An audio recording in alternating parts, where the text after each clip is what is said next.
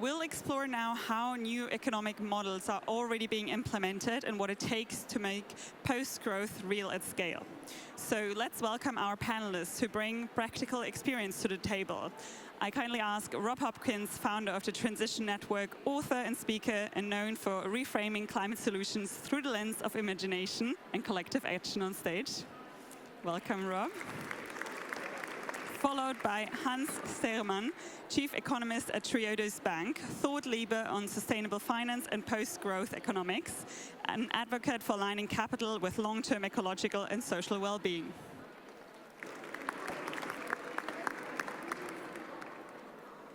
Perfect. I would like to start with a brief reflection on Luis's keynote.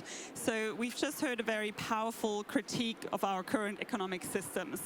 What does it look like when you try to build something different in real life, having to deal with the boundaries of our current systems? I will start. It's always strange to look at people and know that they hear you in the ear. But I think that what Lewis did was a very powerful imagination of how a future can be done, how it can be realized. And I think it's very important for all of us to realize that it is possible. We have the technologies, we have the possibilities to create a bright and beautiful future with all the principles of post-growth and degrowth behind it. I recognize a lot of it. But there are also two other things that needs to be done to realize that future. The one is still every day criticizing what is wrong in our current society. And I think especially for people here looking outside, so we are here in a very big bubble, but outside it is different. So we need to speak up always, every day again, about what is wrong. And the third one is, and I think that's what we're here and that's the panel about, trying to show that different choices can be made in the here and now. That we can create differences that inspire that future, that inspire the vision that we have in the here and now with the entrepreneurs that are busy with it. And if we forget one of those three things, so having a vision, always criticizing what is wrong, but also experimenting in the here and now how it can be better, if we forget one of those three, it goes wrong. So every day we must do all the three of those. Do you want to follow up on that, Rob? Yeah, I mean, lovely to meet you all. Thank you for coming. I feel like I'm kind of in the opposite of a silent disco. It's like the music's out there, and it's a kind of a strange thing. Yeah, what was brilliant, I think, and we'll come on to talk more about it. But what Lewis did so powerfully, I think, is to give us an experience after which we can say, when I was in the future. For me, I feel like in the activism that I do, the main thing I'm trying to do is to get people to have an experience where afterwards they say, when I was in the future.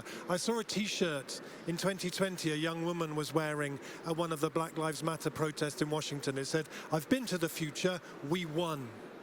And it gave me goosebumps and has really redefined the work that I do since, in that actually it's not okay anymore just to talk about the problems and just to talk about what's wrong, but we need to be bringing alive in people, not just giving people things to run screaming in the opposite direction from, but give people things to run towards in a way that is multi-sensory, that kind of gets into your bones. And I feel like Lewis said a very good example of that. In answer to your question, certainly in the transition movement, which has started about 18 years ago, is active now in 50 countries, is a community-led, bottom-up response to the climate emergency. What can we do in the place we are, with the resources we have, with the people that we have? Our experience of that is that it's not easy. But if you can find a way to mobilize people and the stories, actually now you can look across that movement and see incredible examples of communities building new economies, putting new things in place. I think the thing that we have to bear in mind, absolutely, there is a huge pushback, rollback. You know, I've been to a few sessions today where companies have talked about keeping to their Paris commitments of 1.5 degrees. We have breached 1.5 degrees the last 2 years. We are losing this in terms of climate. But there was a study that came out last week that said that globally 89% of people still believe that actually we need urgent action on climate. But when you ask them, how many people do you think in the world think we need urgent action on climate? They say, oh, it's probably about 40%. We have been tricked into imagining that this is a minority position when it is absolutely not. And what we try and do in the transition movement is start where we are, and I'm sure we'll come on and I can tell some stories of what that actually looks like. Yeah, I would like to touch upon that. You already mentioned the word imagination now. When we talked before this panel, you said that imagination is often a political act.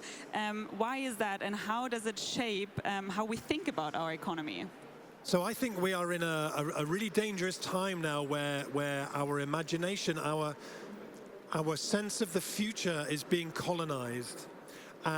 In the same way that the past was colonized, our futures are being colonized. And there was a brilliant article that Naomi Klein and Astra Taylor wrote, which some of you might have seen last week, which had a quote I just want to read. She said, contemporary far-right movements lack any credible vision for a hopeful future. The average voter is often only remixes of a bygone past alongside the sadistic pleasures of dominance over an ever-expanding assemblage of dehumanized others. And the great bell hooks once said, what we cannot imagine cannot come into being. I found about 5 years ago, I was reading things by Naomi Klein, Bill McKibben, people who are really brilliant thinkers on the climate emergency, and they kept saying climate change is a failure of the imagination. And these words sort of got under my skin and set me off on this inquiry of saying, why are we having a failure of the imagination at the very time when physics demands that we reimagine everything?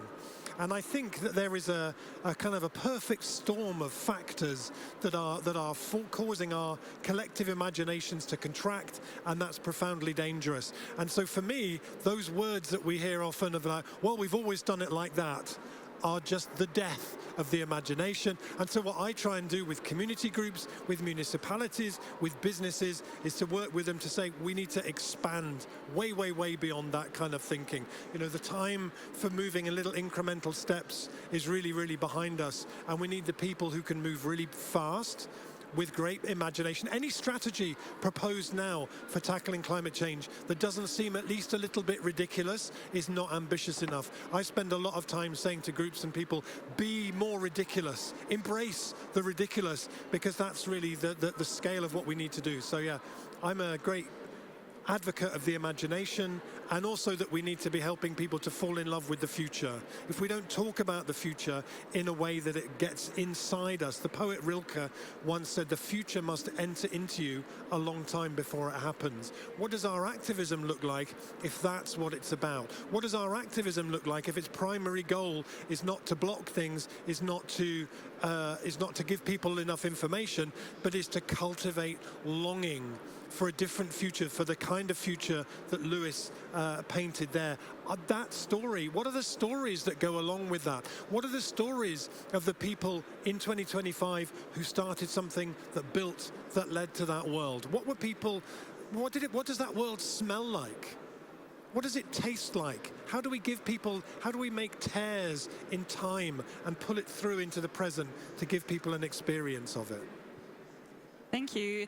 I think touching upon that, Hans, I would like to hear more of your practical experiences what you do at Triodos, and what are steps you take towards like a post-growth economy, and does imagination play a role there? Maybe first a small bridge to the story of imagination. I think it's important, especially in finance and economics, to remember that it's only a narrative. It's only a story, an imagination that we have, that we think is a reality, and that restricts us from doing different stuff. I think in finance, or in the financial system, it's very important to understand that it is just only fictitious rules made up, and the basics is trust. Trust in money, trust in the system, nothing else than that. So you can do, that's a great idea, because you can change whatever you want. You can make from it whatever you want. And if you start from that assumption that it is just a narrative that you can change, Triodos Bank was founded 45 years with the idea to change finance and finance change from within the system. So try to finance those entrepreneurs, those change makers that would create a different structure, the different system, but also from within the system trying to change the system. And if I look back for those 45 years, one thing is sure, we are not there yet. We have still a long way to go.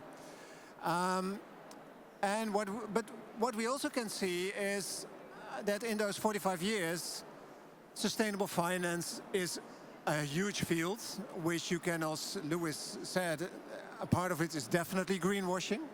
A part of it definitely does not help to bring anything more closer in the sustainable world. So that's part of it is not useful. And what our role is, and that's what we did last year, say, okay, we are probably the first post-growth bank.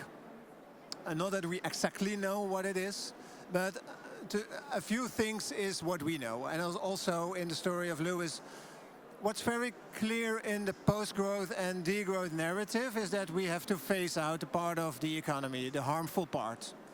So what we do as a bank, we don't finance fossil fuels. We stopped, I think, 4 years ago with fast fashion in our portfolios. Our first thing we do when we do finance, or bank finance or investment, is to understand what money does in the real economy, trying to understand what it does in the real economy, which is very important to do that because there are two things on it. A lot of money is doing nothing in the real economy. A lot of money is only making more money. And another part is only doing harmful stuff in the real economy. And we try to step that up last few years to say, okay, but to understand that it is sustainable is not good enough. We need to understand what money does for a transition. So what is the transformative potential of every investment and financing activity we have? Is that easy? No. Do I understand it completely? No. Do my colleagues understand completely what the concept is? No. Does that matter? No. Because I think that's where we are. If we are at a place where we don't have the data, we don't have the numbers, but we have our own conscious mind and an understanding of where we want to go to, then we're in the right place. Is that uncomfortable for people in finance? Yes, it definitely is. That's the kind of conversation I always have with my colleagues. But that's what Triodos Bank tries to do. We try to be at the forefront as an entrepreneur, trying to change the system. And every day I think, yeah, this is not going fast enough. And for me, that's the link with post-growth. So trying to scale up those activities that you need in that society that Lewis showed in 2050. Trying to scale down the rest. Trying to address the logic of finance, which is currently not working in favor of change. The logic of economics, which is only incremental, superficial change and not really helping in any sense. And addressing that time and time again, because also we as a bank, as being part of the financial system, are bounded by that system and by that imaginary reality that we also have to adhere to. That's what we call compliance, risk, etc. And addressing that every time and time again is the only way to change a little bit the system. Is that going fast enough? No, definitely not, because we're still a small bank. But that's what we need to do. Just a follow-up question on that. So what do you believe, what does it need or what does it take for our financial system to support these imaginative community-rooted solutions? I'm sorry, people, now it's getting more into the details of the financial system. I think there are three levels. I talked a little bit on one level, what we can do as a financial institution, the ethical, values-based decision that we can take. Another part is the system itself. And if we start with the biggest part of money, is money creation. Money creation is done by private banks, in the Western world at least. And money is created if a bank hands out a loan. When does a bank hand out a loan? If you can make a nice return out of it. So the incentive of the system, the primary incentive of the financial system, is a high return. So what does it mean in the story about, Lewis did not mention the word degrowth or post-growth, but what it means that we have a growth imperative in the financial system. It can only exist if there is profit that is made and a return that is high enough for a bank to be profitable. So what needs to happen is that we really think about money creation. Then we have to think about the ownership structure of the financial sector, because if the owners, the shareholders of a bank, only want to finance a bank if it makes a return of 8 to 12%, and we call that financial stability, the profit incentive in the financial system is very high. We see it in banks. We see it, of course, in the asset management industry. We see a lot of intermediation in the asset manager industry. So we have asset owners, pension funds that have an asset manager, a very big asset manager like BlackRock or Vanguard or State Street. They do their job very passively, don't know where they invest in, nobody cares because it's only about returns. Then we end up with a problem. So that also needs, these are the big changes that need to happen in the system itself. Then we come to the values of bankers, because every banker can, within the system, do what we do as Triodos Bank. So try to understand what their choice as a banker is doing in the real economy. Yeah, of course you can do it. You have the freedom to do it. So that can be changed. And the third layer is, of course, and that's the problem that Triodos Bank had for a long time, there are not enough sustainable activities in the real economy. So we try to finance useful stuff, and it's impossible. And that, of course, has to do with government policies, with externalities, with regulation, and all that kind of stuff, which helps to scale up sustainable business. So on all those three levels, a lot of things have to change. And that's not a reason not to do anything, because you can always do a lot. But it would really help if this would also change. Do you want to follow up on that, or no? Okay. Yeah, just I think zooming out of the financial lens a little bit. Maybe Rob, you could give us a concrete example where you saw imagination translate into real-world economic change. Yeah, I would say the example that I love from the transition movement, and I talk about it a lot. If you've seen me speaking before, you've probably heard it. But in Liège, in Belgium, in 2014, the transition group in Liège, they came up with a really good what-if question. They said, what if, in a generation's time, the majority of food eaten in Liège came from the land closest to Liège? They called it the Liège Food Belt. And they did a big event. They invited everybody in Liège who cared about food. 600 people came to this big open space event that they did. 4 years later, I went back to Liège, and in that time they had raised 5 million euros of investment into 30 new cooperatives, not from the banks, not from the municipality, from the people of Liège investing into those cooperatives. It was phenomenal. Then if you go there now, the municipality, who spent the first 3 years thinking these people are mad and this is never going to work, have got really behind it and invested millions of euros in a food logistics hub on the edge of town. They now produce thousands of school meals every day. The model has spread to 6 other cities in Belgium.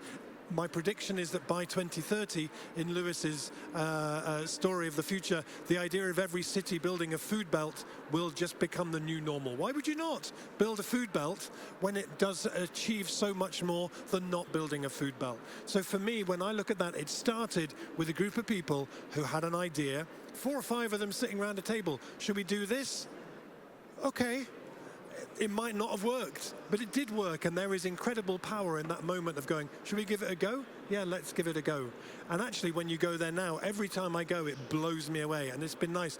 A few people, academics and people in the UK have said to me, where's a good example? And I say, oh, you should go to Liège. I'm always a bit worried they might come back and go, well, I went to Liège, but I was a bit underwhelmed, Rob, really. And they always come back and go, oh my God, it was so much better than you said. So I really recommend, the thing is that 2030, that 2040, that 2050 did not fall magically out of the sky on New Year's Eve 2050. If you knew where to look in 2025, you could already see it. You could get, and I think one of the things in response to the question before was that we need to think much more joined up. We need to stop looking at something like Liège as just being a food strategy. that is also could be seen as a citywide mental health strategy, a public health strategy. The Dutch government invest €500 million in building state-of-the-art, incredible cycling infrastructure because they know that it saves them €19 billion a year off the national health bill. It's not an expense, it's an investment in well-being and doing all of the things we need to do to get to the world that Lewis painted so beautifully. Each of those steps is an improvement. But we need to think more holistically and joined up so we don't just see these as standalone projects. And thinking of these projects and initiatives you just mentioned, what's something you would like to ask Hans or Triodos Bank to launch as a financial instrument or initiative? What's something you need for this transformation finance-wise? I would say firstly, I think Triodos Bank is awesome, and in terms of the banks and institutions that get this, Triodos is the best thing that we have.